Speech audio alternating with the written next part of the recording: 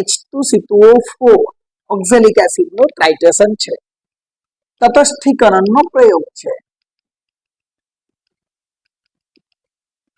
તટસ્થીકરણનો પ્રયોગ NaOH versus H2C2O4. આ પ્રયોગ માટે આપણે અવલોકનની નોંધ કેવી રીતે લખીશું તે જોઈએ. આ પ્રયોગમાં અવલોકનની નોંધ લખવા માટે આપણી પાસે શું હોય તો કે બ્યુરેટ, બીજું પીપેટ અથવા અહીં કોનિકલ ફ્લાસ્ક પણ લખી શકાય, સૂચક અને અંતિમ બિંદુ.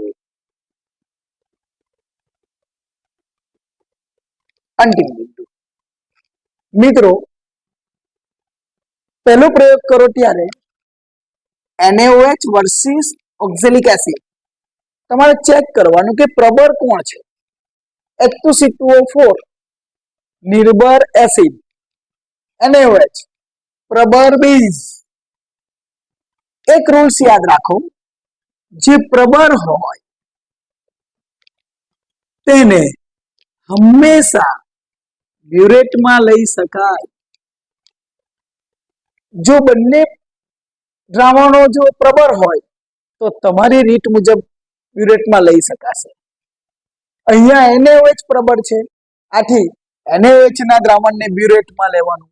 તો બ્યુરેટમાં શું લેશો? NaOH પાછળ લખો નું દ્રાવણ. પીપેટમાં 10 મિલી, 10 મિલી એક્સ નોર્મલ અથવા તો એક્સ મોલર H2C2O4 પાછળ લખો નું દ્રાવણ. यहाँ दोस्तों वीडियो को स्टॉप कर दिया गया है क्योंकि आप सब दोस्तों चैनल को सब्सक्राइब नहीं किए हैं, इसलिए जैसे ही दोस्तों आप सब चैनल को सब्सक्राइब करोगे इससे दोस्तों चलने लग जाएगा. तो आगे का एपिसोड देखने के लिए चैनल को सब्सक्राइब जरूर करें. Thank you. ફિનોલ્ફથેલિન એટલે ફી, ગુલાબી રંગ એટલે ગુ, બફીગુ. જો બ્યુરેટમાં બેઝ ભરો તો ફિનોલ્ફથેલિન સૂચક વાપરવો, અંતિમ બિંદુ આછો ગુલાબી રંગ. એવી જ રીતે એનાથી ઊંધું એમીના. બે વાક્યોને યાદ રાખો. બ્યુરેટમાં જો એસિડ ભરો, સૂચક મિથાઇલ ઓરેન્જ, અંતિમ બિંદુ નારંગી. આ રીતે તમે યાદ રાખી શકો છો. બફીગુ બેઝ ફિનોલ્ફથેલિન ગુલાબી રંગ, એસિડ મિથાઇલ ઓરેન્જ નારંગી રંગ, બેઝ ફિનોલ્ફથેલિન. તો ફિનોલ્ફથેલિન સૂચક માટે અંતિમ બિંદુ આછો ગુલાબી રંગ, રંગવિહીન માટે આછો. આટલા અવલોકનોની નોંધ મારો. ત્યાર પછી આપણે પ્રયોગની શરૂઆત કરો. વિદ્યાર્થી મિત્રો, ધોરણ 11 સાયન્સમાં પ્રેક્ટિકલ નંબર 1 માટે આજે આપણે પહેલા સાધનોની ઓળખ જોઈએ. તો ચાલો સાધનોની ઓળખ કરીએ. પ્રેક્ટિકલ 1 જે ટાઇટેશનનો પ્રયોગ છે, તટસ્થીકરણના પ્રયોગ માટે જરૂરી સાધનો આપણે જોવાના છે. સર્વપ્રથમ જે સાધન છે એ સાધન બ્યુરેટ છે. બ્યુરેટ. આ બ્યુરેટ 0 થી લઈને 25 ml ની અથવા તો 0 થી લઈને 50 ml ની હોઈ શકે છે. 0 થી લઈને 50 ml ની અને 0 થી લઈને 25 ml સુધીની બ્યુરેટ હોઈ શકે. આ જે છે બ્યુરેટનો પિંચકોક છે. બ્યુરેટનો પિંચકોક આ રીતે ફિટ કરવામાં આવે છે. હવે બ્યુરેટના અંકો આપણી તરફ રહે એ રીતે આપણે એને સ્ટેન્ડમાં ફિટ કરવાની છે. અહીં બ્યુરેટને ઉપર નીચે કરી શકાય એ પ્રકારનું સ્ટેન્ડ હોય છે. હવે સ્ટેન્ડની નીચેની તરફ ટાઇલ્સ આવેલી છે. આ ટાઇલ્સ હંમેશા સફેદ કલરની હોય છે. સફેદ કલરની હોવા માટેનું કારણ આપણે અંતિમ બિંદુમાં રંગ જોવાનો હોય છે. રંગ પરિવર્તન જોવા માટે કલર હંમેશા સફેદ હોય છે. ત્યારબાદ બીજું જરૂરી સાધન જે છે એ પીપેટ છે. પીપેટના આ જે માર્ક છે અહીંયા એ માર્ક સુધી કોઈ પ્રવાહી ખેંચવામાં આવે તો 10 મિલી પ્રવાહી આમાં ખેંચી શકાય છે. પીપેટના બલ્બ ઉપર લખ્યું છે 27 ડિગ્રી સેલ્સિયસ તાપમાન 10 મિલી.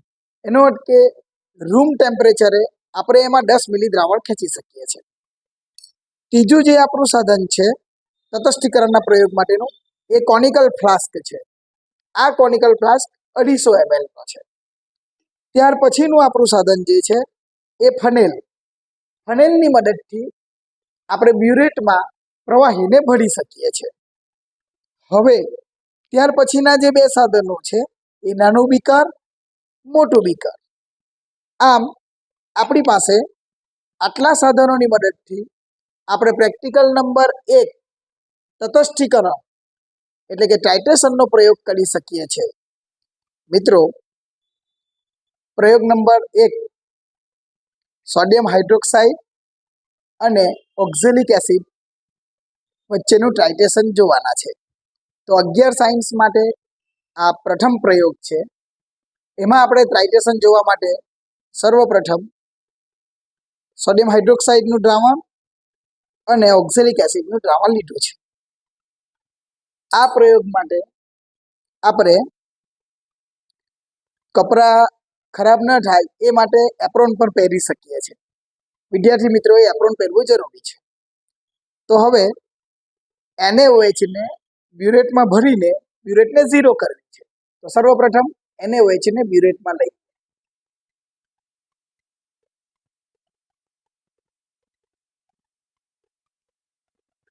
હવે ફનેલને આપણે નીચે ઉતારશું. અહીંયા તમે જોઈ શકો છો કે એર બબલ રહી ન જવો જોઈએ. હવે ઉપર 0 કરવા માટે ફરી પાછું જો સોલ્યુશન ખૂટે તો તમે ફરી પાછા થોડું ઉમેરી શકો છો. અને ઉપર 0 કરવો છે. આથી તમારે ધીમે ધીમે ધીમે સોલ્યુશનને નીચે આવવા દઈ અર્ધ ગોળાકાર સપાટીનો નીચેનો ભાગ 0 ઉપર આવે એ રીતે આપણે 0 કરવાનું છે. બ્યુરેટમાં NaOH નું સોલ્યુશન 0 કર્યા પછી હવે આપણે પીપેટ લેવાની છે. પીપેટની મદદથી 10 મિલી ઓક્ઝેલિક એસિડના દ્રાવણને ખેંચવાનું છે. આ ઓક્ઝેલિક એસિડના દ્રાવણને ખેંચીને આપણે કોનિકલ ફ્લાસ્કમાં લેવાનું છે. તો ઓક્ઝેલિક એસિડને 10 મિલી આપણે ખેંચીશું.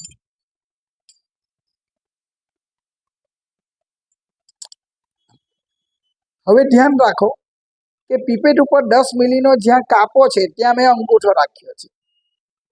થોડું વધારે દ્રાવણ છે અને ડ્રોપ બાય ડ્રોપ ધીમે ધીમે ફરી પાછા બહાર કાઢી દેશું. Drop by drop. અને અર્ધ ગોળાકાર સપાટીનો નીચેનો ભાગ કાપા ઉપર આવે તે રીતે આપણે 10 મિલીને સકઅપ કરીશું. 10 મિલી દ્રાવણને કોનિકલ ફ્લાસ્કમાં લઈ અહીં એક ટીપું દ્રાવણ રહી જાય છે. આથી આ જે બબલ છે એ બબલને હથેળીની ગરમી આપીને ઉપરથી અંગૂઠા વડે બંધ કરીશું.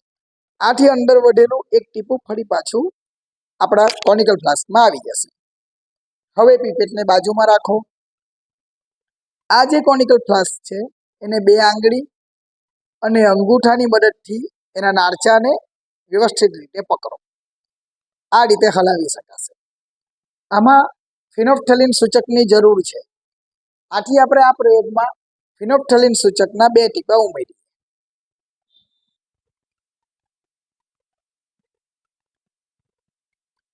બે ટીપા ઉમેરીને ફરી પાછા નારચાને વ્યવસ્થિત પકડી લો. NaOH ને ધીમે ધીમે ઓક્ઝેલિક એસિડમાં ઉમેરતા જઈએ. જ્યારે આપણો રંગ આછો ગુલાબી આવશે ત્યારે આપણા પ્રયોગનું એ અંતિમ બિંદુ છે એવું કહી શકાશે. તો આપણે આછો ગુલાબી રંગ લાવવા માટે ડ્રોપ બાય ડ્રોપ NaOH ને ઉમેરતા ચાલીએ.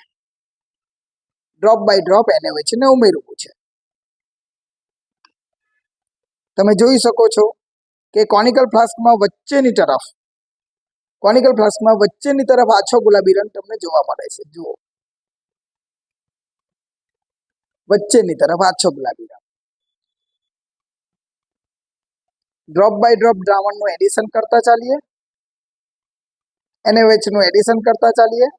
વચ્ચેની તરફ આછો ગુલાબી રંગ તમે જોઈ શકો છો. આવે છે, રંગ ચાલ્યો જાય છે, આવે છે, રંગ ચાલ્યો જાય છે, આવે છે, રંગ ઉડી જાય છે, આવે છે, રંગ ઉડી જાય છે. આપણે સ્થિર ગુલાબી રંગ જોઈએ છે, સ્થિર આછો ગુલાબી રંગ. ફરી પાછું આપણે ઉમેરતા ચાલીએ, લગભગ આવી ગયો છે, ઉડી જાય છે. ફરી પાછા ડ્રોપ બાય ડ્રોપ એડિશન કરો, રંગ આવી જાય છે, ઉડી જાય છે, આવી જાય છે, ઉડી જાય છે. ડ્રોપ બાય ડ્રોપ આછો ગુલાબી રંગ ઉડી જાય છે. હજી નાખવાની જરૂર છે NaOH. એક સમય એવો આવશે કે જ્યારે આ આછો ગુલાબી રંગ સ્થિર થશે.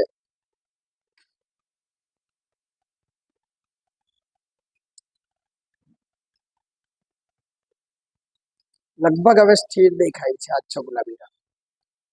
તો આ આપણું અંતિમ બિંદુ છે. હજી એક ડ્રોપની જરૂર છે. આ આપણું અંતિમ બિંદુ છે. હવે આ જે આછો ગુલાબી રંગ આવે છે, આ આછો ગુલાબી રંગ આપણું અંતિમ બિંદુ છે. હવે આપણે રીડિંગને વાંચવાનું છે. તો રીડિંગ વાંચવા માટે ફરી અહીંયાથી જોઈશું કે રીડિંગ 10 અને 11 ની વચ્ચે છે. એનો અર્થ કે આપણું પાયલોટ રીડિંગ 11.0 છે અને રીડિંગ આપણે લખીશું 10.6 જેવું છે. NaOH ને 0 કર્યા પછી બીજા રીડિંગ માટે ફરી પાછા આપણે ઓક્ઝેલિક એસિડને સકઅપ કરીશું. ચાલો મિત્રો, અહીં જ્યારે આપણે ઓક્ઝેલિક એસિડ 10 મિલી લઈએ છે ત્યારે આપણે અંગૂઠાનો ઉપયોગ નથી કરવાનો હોતો, પણ મને ટેવ પડી ગઈ છે એટલે હું અંગૂઠાનો ઉપયોગ કરું છું. તમે પહેલી આંગળીનો ઉપયોગ કરી શકો છો. બીજું, અંદર વધેલા ટીપાને ફરી પાછા હથેળીની ગરમીથી બહાર કાઢો. હવે એમાં ફરીથી 1 ડ્રોપ અથવા 2 ડ્રોપ ફિનોપ્થેલિન નાખો. નારચાને બરાબર પકડો. ત્યારબાદ ડ્રોપ બાય ડ્રોપ એડિશન કરતા ચાલો. ડ્રોપ બાય ડ્રોપ એડિશન કરો. દ્રાવણ તમારું સર્ક્યુલેશન થતું રહેવું જોઈએ. જ્યારે આપણો કલર સ્થાયી થશે ત્યારે દ્રાવણ એડ કરવાનું બંધ કરો.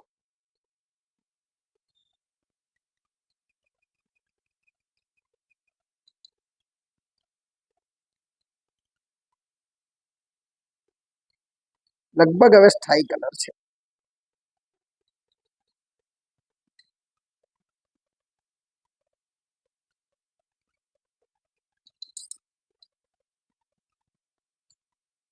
આછો ગુલાબી રંગ થશે એટલે આપણું બીજું રીડિંગ પૂરું.